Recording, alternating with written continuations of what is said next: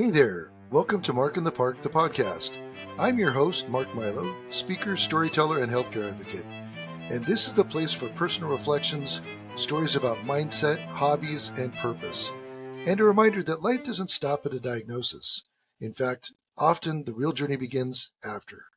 So sit back, relax, and enjoy the show.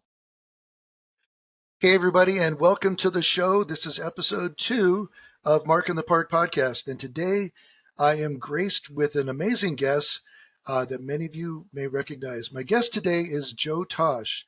And Jo is the subject of a video series that came out about Parkinson's and about something called deep brain stimulation, or DBS. And I was fortunate enough to meet Jo in Spain at the World Parkinson's Congress in 2023.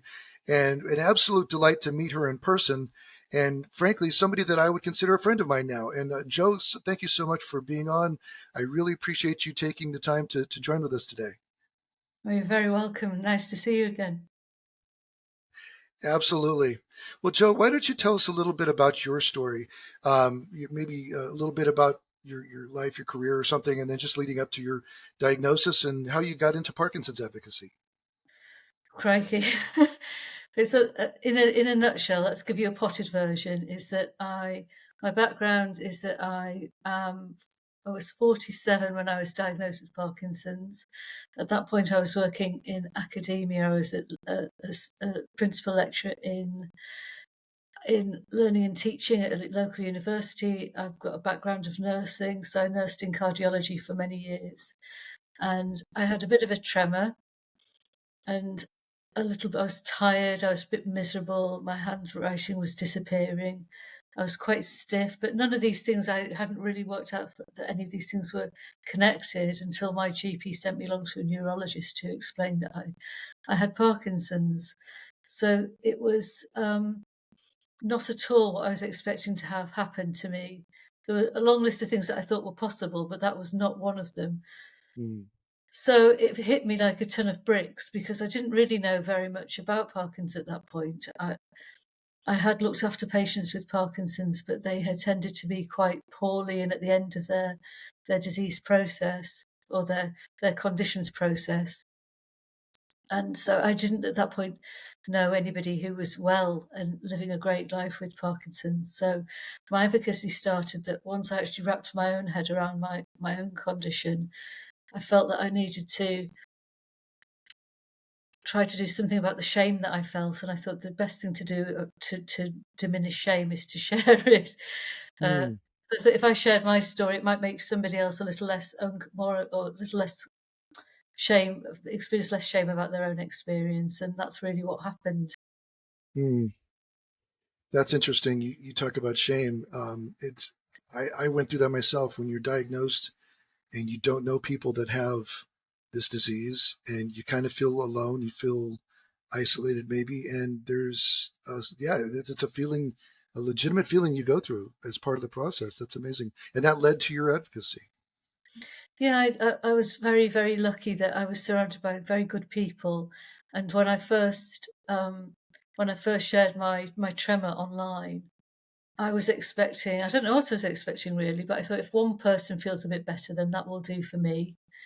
But it became clear that from that point, the reverse, this reverse shame happened, and I ended up experiencing connection with people. I think before my diagnosis, people just assumed that my life was running on rails, and I think we all do that to some extent. We look at other people, other families, and think, "My God, they've got it all together." Right. Whereas my life seems like to be a bit like a car crash in slow motion, just. Um, and what I found was when people would then come and say, "Oh, I've heard that you've got Parkinson's, and how are you?" And I'd say how I was, and I'd say, "How are you?" And they would say, "Oh, well, actually, I'm getting divorced, or I've recently had cancer," and we would communicate on a much more authentic level. It wasn't, "How are you? I'm fine. How are you? Oh, I'm fine." We just sort of ended up avoiding that sort of surface nonsense and actually having proper conversations. So it was quite rich as a result, the communication that I had with other people. Interesting. Now, you mentioned communication, and I know you touched on this briefly as you introduced yourself, you're a very adept speaker. And if you don't mind, in the show notes, I am going to put a link to your TED Talk, because that remains one of the wonderful presentations on Parkinson's that I've watched. You are quite the speaker, and very accomplished at just expressing yourself. That's why I'm so honored that you're on, talking to me here, because you really are a tremendous speaker. Well, that's so kind. It's one of the things which is actually starting to be impacted on because of the Parkinsons. I think because of my nursing, I've always enjoyed communicating with other people, and through teaching, again, I've had a wider influence. And with Parkinson's, I've had a different subject matter, but I've been able to use those previous skills, hopefully to some good. But I find myself now, and I was teaching at Teesside Uni recently, and I had to say to the group of people, I might drift off in the middle of a conversation or in the middle of a sentence. You've just got to pull me back, because I can't focus anymore in the way that I did. And it's really frustrating. And because I'm sort of a woman of a certain age now, so I'm 57, and in theory I should be through the menopause, but I'm not. And we all have that situation sometimes where we go to the top of the stairs and we can't remember why we're there. We know there's a good reason. We can't remember what we've come. And I'm like with names and words. And so I apologise to any of your listeners if in the middle of a conversation I just drift off into certain no man's land. You've got to pull me back, Mark. You're in good company, because I'm right there with you. I'm right there with you. So. Well, and you just said something very important, and this is actually one reason why I asked you on the show here today, because again, a lot of people know you for your deep brain stimulation series, which is fascinating and wonderful. But I mentioned this before we got on camera here. When I was at the World Parkinson's Congress in 2023, which is where we met, at the end of the Congress, they mentioned a couple things that they really wanted all of us to focus on in the coming years. One of them was on caregivers and caregiver care. And another thing was on women with Parkinson's. And I took those two things very seriously, and I've done whatever I can to focus on those two subjects when I have the opportunity. Well, started my new podcast. My first guest was a caregiver. And now my second guest here, Jo, I would like, if you don't mind, I would like you to talk maybe a little bit about women with Parkinson's. You just mentioned, you should be through with menopause at this point, but Parkinson's is not just a condition that impacts us as people, but women are impacted specifically with Parkinson's. There's a lot of things that women wrestle with Parkinson's that a lot of people, or especially men, don't realize. Is that correct? Well, I have to say, firstly, the only expertise I have in this subject is the fact that I am actually a woman. But other than that, it's... And that counts. So I hope so.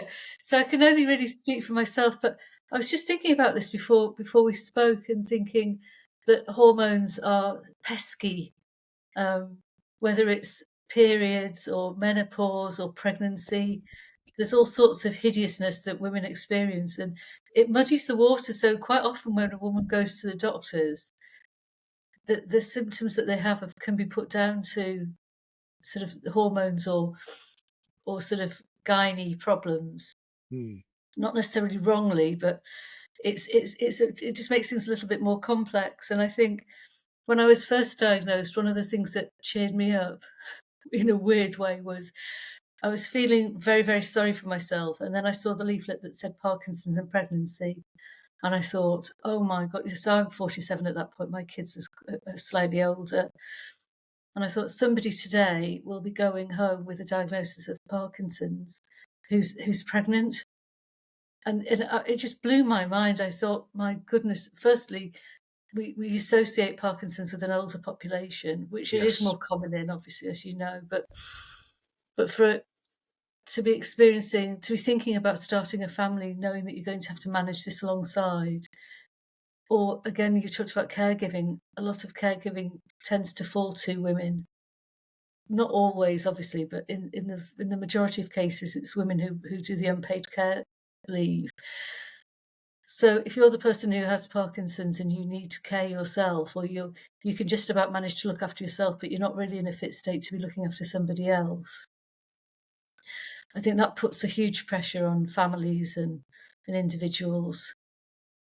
Exactly. And one thing that I've noticed too, and this is common, not just with Parkinson's, but like in a lot of medical research. I was actually talking to a psychologist friend of mine recently, and we were talking about how women are underrepresented in a lot of testing and samples and things.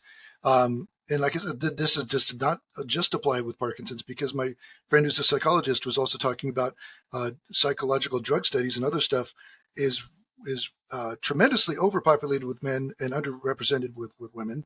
And so when we talk about Parkinson's research, that's impacted as well. I mean, to try and make sure that we get adequate numbers in research, that's a big step that we still need to increase that.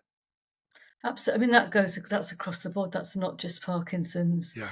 but Parkinson's is that there are more men, marginally more men than women who experience it. And again, there's a lady called Robin Morgan who she did a TEDx talk, or did a TED talk, and I thought she was marvelous. She did a poem, and she was saying that women are not in fact just small men. So we need, they need. It's complicated when even sort of the rats in a lab, they don't use lady rats, they don't use women rats, because the hormones play havoc on the results, and it's complicated. So I suppose you choose the line of least resistance. If money's tight, you want quick results. And so this isn't about blaming, it's about recognizing that if we're going to do a service to the whole population, we need to look at women as well, because it could be that there's something that we could find out through that sort of research that would benefit everybody. It could be about using hormone therapy in some regards, or who knows what might come out of it that would benefit everyone. So hopefully things are slightly starting to change. It's definitely been talked about, and the fact that you invited me on to sort of, and we're chatting about it now, it is something that wouldn't have happened 10, 15 years ago. Well, that you take how do you eat an elephant? One bite at a time is what I always tell people. Yeah. And sometimes it takes just incremental progress, but there's still progress. And whatever we can do, we can do. So you said that very, very, very well. It's not about blame. But it's about fixing the issue. And yeah, absolutely. So. And the thing that we can do about it is we can make our voices heard through paying attention to what's going on in terms of politically voting in a way that's going to help people gain the best out of the health service, whether it's in Europe or in the US or further afield. I think we can't necessarily influence it directly, but we can nudge it in the right direction. Yes. Well, and I have a theory, I have a philosophy that everybody has a story. Whether you have Parkinson's or not, everybody has a story. But now that I'm in the park, now that I'm with Parkinson's, obviously I'm interested in Parkinson's stories, and every voice matters. And so that's one of those things where if everybody is speaking up, if we're speaking up, if women are speaking up when they're talking to the representatives about the need for women representation in drug studies or in research on Parkinson's, things like that, every single one of those voices matter, and it's a collective voice that says we need this to change. So yeah. There's a lady called Rochelle Flanagan. So that's Rochelle, not Michelle, and she Yes.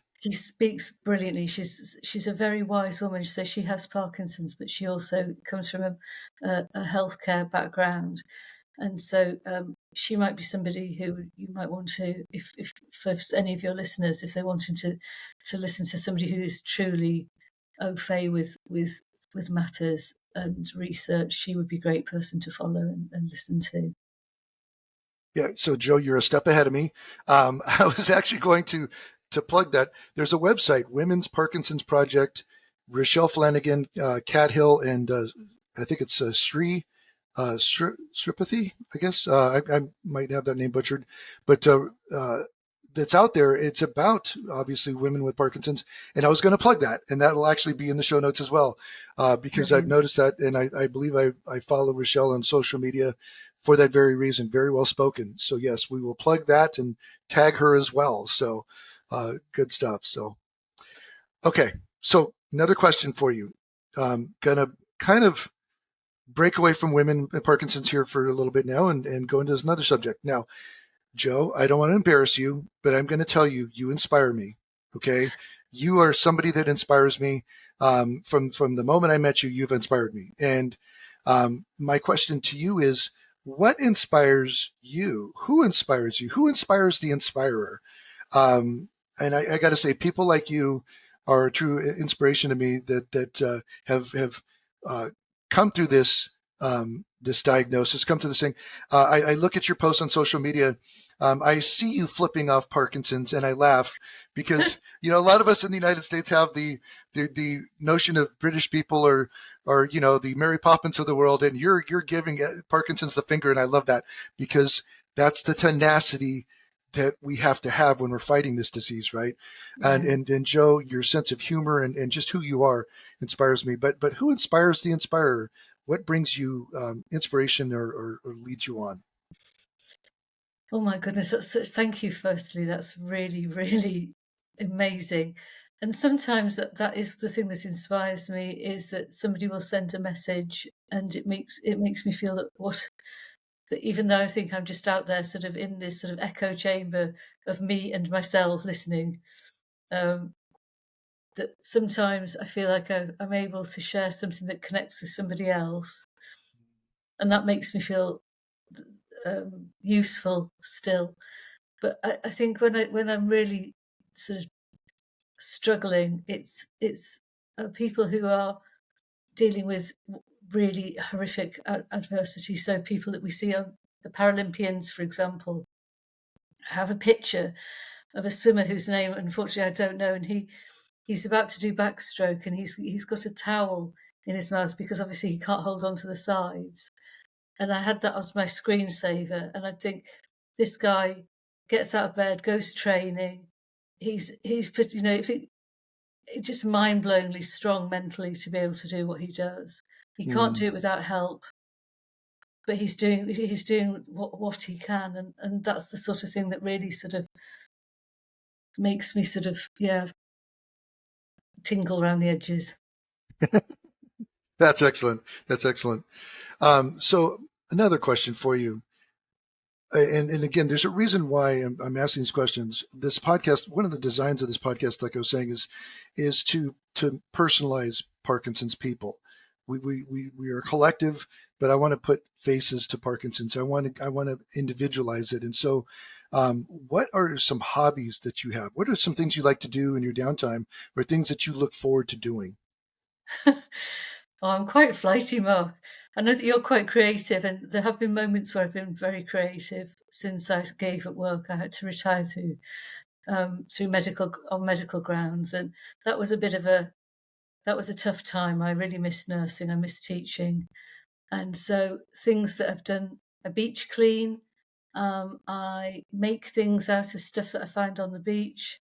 You can probably see behind me, I've got there's a Hmm. pendulum, a ship pendulum. So I made that out of bits of driftwood and things that I found on the beach. Um, what else do I do? I love kitchen dancing. I love traveling. I like trying things for the first time. Hmm. And I've been much better at that since I've been diagnosed.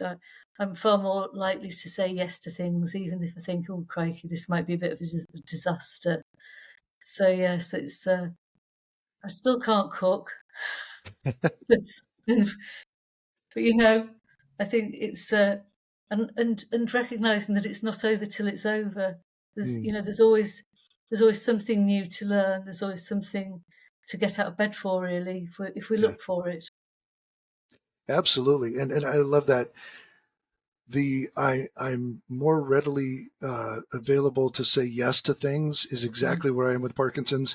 To your point, even though we may say this is going to be a disaster, because the other thing I've learned since my diagnosis is an ability to laugh at myself a little more because I kind of have to, right? And if I'm going to try things I haven't tried, and if Parkinson's might make it a challenge, I have to be okay with that. And a good example, I got invited to go kayaking with my a couple coworkers, and one of my coworkers has all the equipment I needed, and I've always wanted to do it, but I was hesitant because with a balance issue, a major balance issue, getting into a kayak on a river, a little trepidatious. But they promised me they would help me with this, right? And sure enough, when we beached the kayak and trying to get out of the kayak, I could not get out by myself. I mean, if I was there by myself, I'd probably still be on that beach rolling around in the sand. But they had to help me. But they promised to help me, and they told me, "We understand. We're going to be there for you, right?" And so I made that step, and I did. I am so glad I did, because that kayaking trip was so beautiful. The water, the birds, the nature that was there, and I'm so glad I did. But I needed help to do that, and yet I'm so glad that I said yes. So that's Absolutely. man, Good for you. yeah. Well, and the reason I ask about the things that you look forward to is one of the coping mechanisms that I've learned through some of the therapy I've gone through, and I've had to go through a lot of therapy, is that when I struggle, when I'm frustrated, when those dark clouds come, and I'm frustrated about life in general, or about Parkinson's or whatever, right? Having those things that I look forward to in my life are very important to me. Apathy has taken a lot of things away from me, and Parkinson's has been very generous in donating that apathy to me. But there are still some things that I hold tight to that I really, really look forward to. And you mentioned cooking. I love to cook. And when I'm in the kitchen cooking, I am at peace, and I'm loving it, right? And I equate that to maybe when you're on the beach and walking in the sand, and looking for things. There's a moment that's your element, right? That's the does that make sense? Yes, absolutely. It's a very mindful thing to do, and I, I just like yourself. I also have had lots of therapy. I didn't really want to have it, and I certainly didn't want to be on antidepressants, but they've made a huge positive difference to me. Um, and I'm not sure why it was that I was so reluctant to go down that path, because with the lack of dopamine, serotonin, melatonin, all these chemicals, you're already sort of below par on your happiness, on Right. one's happiness, influx. So anything that helps with that has got to be a good thing. I was right there with you. I didn't want to go down that road, but my worst symptoms from Parkinson's are depression and anxiety attacks and apathy. Um, my hand tremors when my medication is wearing off, things like that. But the absolute worst are those non-movement related symptoms. And when I try and explain it, ultimately, the easiest way to, well, not the easiest, I don't know, maybe the best or most efficient way, is to talk about the fact that our brains are lacking critical chemicals in keeping us balanced, to be positive, to be upbeat. And it's hard. And so, yeah, it's very difficult. So I applaud you for seeking therapy or getting help with antidepressants if that's what you needed, because we all go down our own journey. And I went down that same path myself. So thank you for sharing that. It is hard though, because it's. I often talk about Parkinson's as basically being a cascade of grief. It's not like you have a single loss. It's it's a series of diminishing of diminishing abilities, and you think, "Oh, I've just come to terms with that one," and you think, "Phew, that I've managed to get over that," and then something else goes, and something else goes, and it's degenerative, obviously, so it gets worse over time. So I think maybe we get better at dealing with those losses, or anticipating that they're going to come. I'm much better at it than I was, but it doesn't make it any easier. So my grands, I've got one. I know you're a are you granddad, grandpa, I am a grandfather now. Yes. grandfather? So I'm a Granny Joanne. There you go. And and my little grandson, he's absolutely the apple of my eye. But there are times where he's a solid little person, and I can't kind of pick him up very easily, and I have to be really careful about not tripping, and have to be and it really upsets me, because I want to be able Mm, to independently look after him, but yes. actually my family are sort of they're supporting me so I can support him. Yeah. And I found myself feeling really sad about that the other day, and I had to really pull myself to one side. And a friend of mine, she used to say, "Give yourself 10 minutes in the morning to feel truly upset or sad, and then Mm, put it away." and then concentrate on the things you can do, things that, there's always something to be grateful for. Right. And if you run out of ideas of things to be grateful for, there's always trees. Yeah. There you go. There you go. Now, I have, speaking of positive things, not only am I a grandfather, I was just told recently that I'm going to be a grandfather for a second time. My Oh, my phone rang, and it was my son's phone number. Now, my son never does a video call. He always just calls. And this is a video call for my son. So I thought, well, this is strange. And I answer the phone, and it's my grandson. And he's wearing a shirt that says "World's Best Brother." oh, And he said, "Pops," but he calls me Pops. "Hey, Pops, guess what? I'm going to be a brother." And I oh, was like, "Oh, that's great. That's fantastic." And he's so proud and happy of himself. And the first thing out of his mouth was, "But I don't want a sister." I was like, "Oh, okay. Like I get that." But then a few days later, he was like, "Pops, I don't mind if it's a sister." I said, "Okay, that's good." Well, I just found out last weekend that it will be a boy. So we'll have our second grandson in mid-January. So I am so excited about that. oh, that's gorgeous news. Congratulations to your family. Thank you so much. And that leads to something I put in every show, a segment called "Mark My Words." Okay, so mark my words. I'm going to use this space as an editorial sometimes, or to go off on certain tangents. But today's "Mark My Words" segment is to just emphasize this: make sure you keep things that are enjoyable in your life. Make sure you focus on that.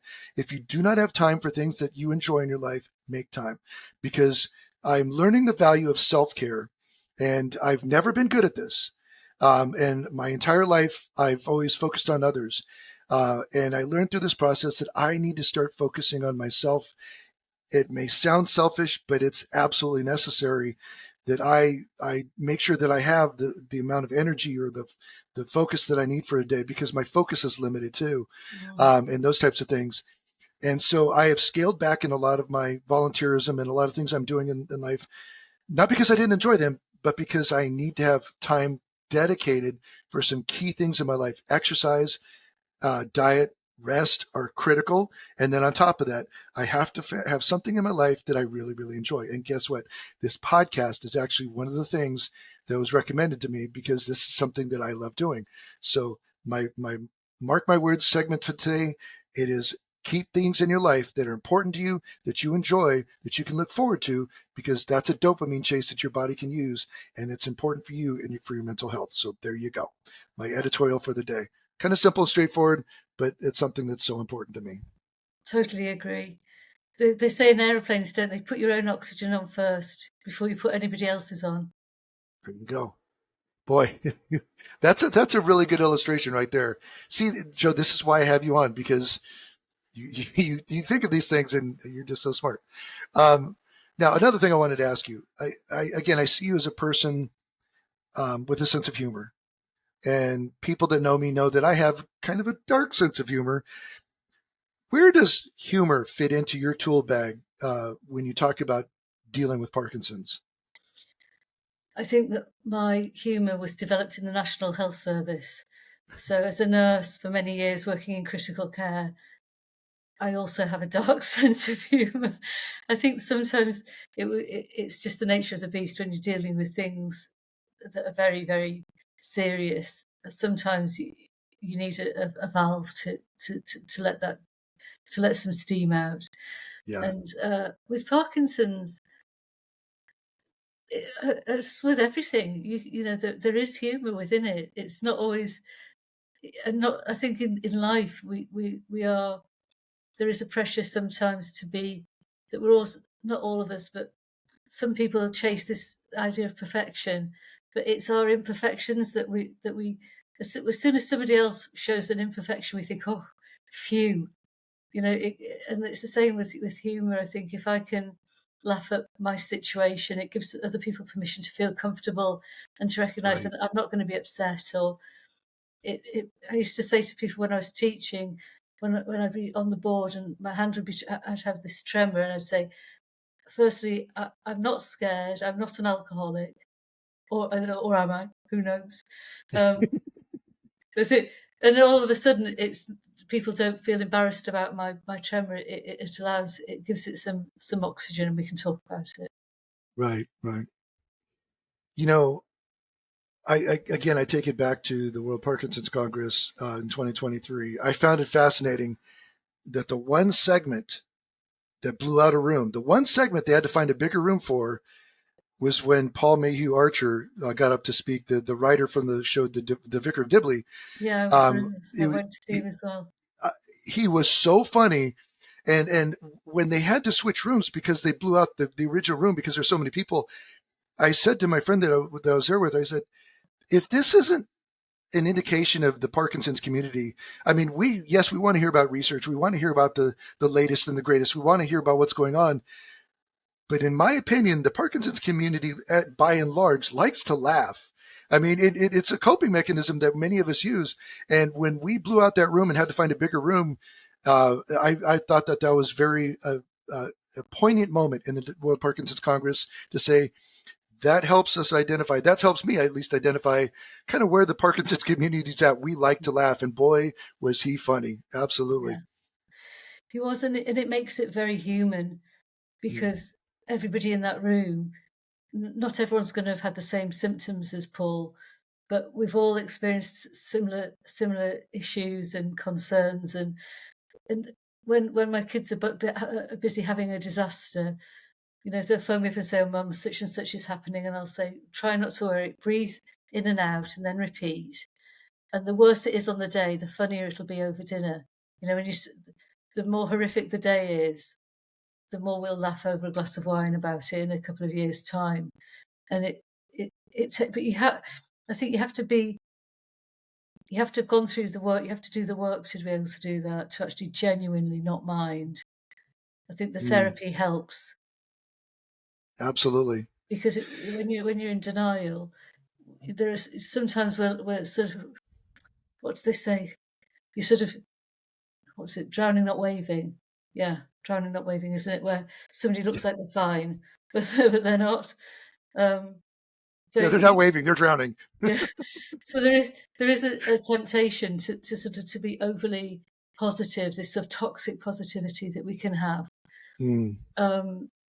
And actually, when I was starting to share my story, I wanted to be careful not to do that. So I wanted to show that you could still have a good life with Parkinson's, but I felt that it would be disingenuous to show it, to only show the positives. So it needed to be, circular. We need to sort of get a proper look at it on its bleaker days. And that's one thing I respect about you, Jo, because you do show the ups and the downs, and that's authenticity, that's genuineness, and that's needed because I too believe that you can have a good and a fulfilling life even with Parkinson's, but it's not easy, and it's that's not a rosy, like looking through rose-colored glasses. It's a matter of perspective. It's like Michael J. Fox talks about, with with gratitude, optimism is sustainable, and that going back to the things I'm thankful for, right? Frequently, but you can have a good life and a full life with Parkinson's, but it's not easy. And with that, let me ask you a question. Is there something in your life that is better now, not because of Parkinson's, but now with Parkinson's? Does that make sense, the way I'm asking that? There are lots and lots of things. It's like Parkinson's is this awful friend, but who introduces you to lots of nice friends. Yeah.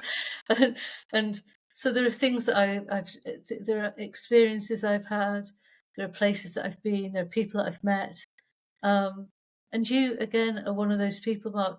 Every now and again with Parkinson's, when people just disappear suddenly, when they're not very well, there's no big show, there's no big flag waving saying, "I'm over here, I'm having a problem," or "life is very difficult." People just become quite quiet or disappear socially.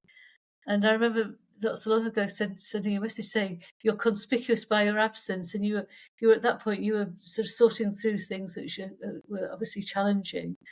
And I'm the same we're all the same. And it's the lovely thing is within the Parkinson's community that there is this network of people who notice and who care. Yes. And Jo, that's a great example. Thank you for that, for being that friend that said, "Hey, you're conspicuous by your absence." And you were spot on. There was things I was going through, and to that point, one of the things I am very, very grateful for is the Parkinson's community, and you're a key part of that. But there are people all around the globe that will ping me at times, and or I'll ping them, and that's the wonder, the beauty of the community and of the internet, because we can stay connected through those means. It's one of the beauties of it. So, yeah. Um, well, thank you so much. The people that's really one of the things that I've come to appreciate as well. So, by the way, I got a quick question for you. So, if a TV weatherman has cataracts, are all of his forecasts partly cloudy? So, never mind. That's terrible. That's a shocking joke. Okay, there Been here all week. that was a bad joke. It was. So, okay. Anyway, with that, I had to throw that out there. So, okay, we're about out of time here, Jo. So we're going to wrap up with a segment I called "Get to the Chopper." Get to the chopper. Which it means that we're the mission's over, we're done, we're wrapping things up, and we're going to look back on the show and say, Jo, what's something that you want our listeners to take away today? What's something that you want them to remember as we wrap up the shows, or something that was important to you? What's a takeaway? I think probably connection, and to give. It doesn't really matter whether if somebody's listening because they've got Parkinson's or they're a carer. It's very easy to feel isolated and to become more isolated as a result, to sort of to say no to things. But by saying yes, you made the journey to Europe and to Barcelona for the World Parkinson's Congress, and that was not easy. It wasn't easy for me either. I was sick on the plane. I was traveling alone. It was a nightmare journey. I was sort of crawling through Schiphol Airport in Amsterdam.